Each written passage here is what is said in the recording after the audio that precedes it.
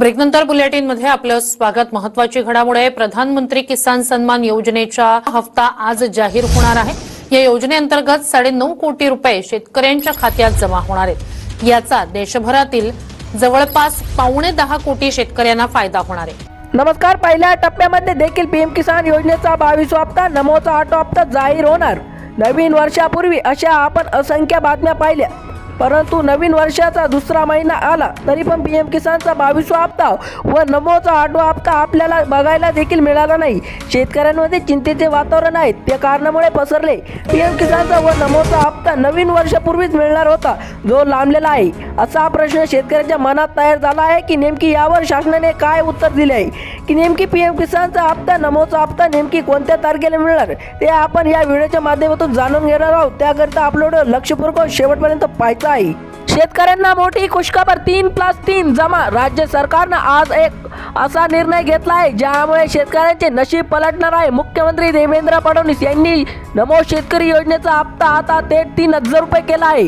पण हा वाढीव पैसा आज तुमच्या खात्यात जमा होणार की नाही आणि कोणत्या अटीमुळे तुमचा हप्ता थांबू शकतो, हे गुपित जाणून घेण्यासाठी हा व्हिडिओ शेवटपर्यंत पाहायचा आहे। परंतु जवळपास 30% शेतकरी या हप्त्यासाठी आज अपात्र ठरवण्यात आले आहे। एका कुटुंबातील अनेक जण सदस्य लाभ घेत असल्याचे सरकारने चौकशीत उघड झाले आहे। या नियमानुसार एकाच रेशन कार्डवर केवळ एकाच व्यक्तीला हा लाभ मिळणे अति आवश्यक आहे। अशा कुटुंबांना आज 6,000 रुपये मिळण्यात काही तांत्रिक अडचणी येऊ शकतात बरं का।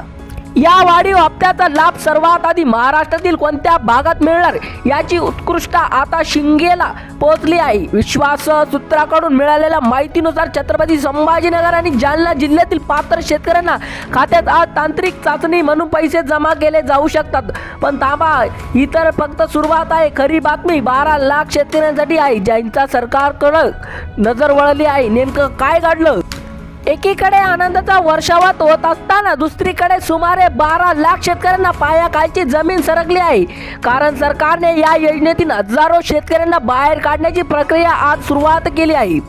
आता फक्त खऱ्या आणि गरजू शेतकऱ्यांची निवड केली जाणार आहे। बीड आणि नांदेड या जिल्ह्यामध्ये अशी अनेक नावे समोर आली आहे ज्याचे हप्ते आता कायमचे बंद होणार आहेत। तुमचं नाव यादीत आहे ना, हे तपासण्यासाठी पुढील माहिती नीट ऐका। दुसरा मोठा धक्का रेशन कार्डच्या संदर्भात बसला आहे। लातूर आणि हिंगोली जिल्ह्यातील रेशन कार्डची पडताळणी करताना काही धक्कादायक गोष्टी सरकारच्या निदर्शनास आल्या आहेत। अनेक श्रीमंत लोक आजही गरीब रेशन कार्डचा वापर करून या योजनेचा लाभ घेत आहे। आधार आणि रेशन कार्ड लिंक नसल्यामुळे आता सरकारला एका क्लिकवर समजले आहे की तुमच्या घरात नक्की किती लोक फुकटचा हप्ता लाटत आहेत।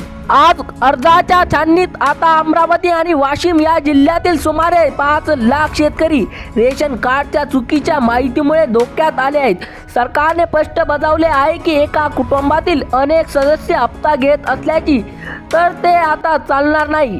पण मग अशा कुटुंबातील नक्की कोणता हप्ता चालू राहणार, ही कोणाला बंद होणार, याचे उत्तर रेशन कार्डचे KYC मध्ये दडले आहे, जो तुम्हाला पुढच्या काही मिनिटात समजेल।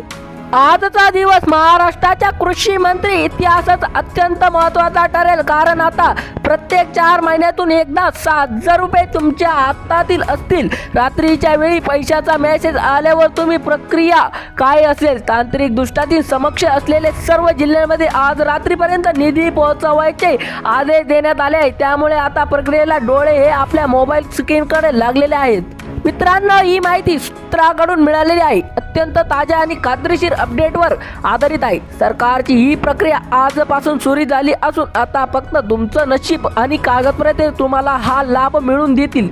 ही महत्त्वाची बाबती आपल्या एकात्री शेतकरी बांधवांकडून मिस न होता कामा, म्हणून हा व्हिडिओ आत्ताच शेअर करा। हप्ता जमा झाला की नाही हे कमेंटमध्ये सांगायला विसरू नका। अशा गुप्तीचा उघड करण्यासाठी आपल्या चॅनलला आत्ताच नक्की सबस्क्राईब करा। धन्यवाद।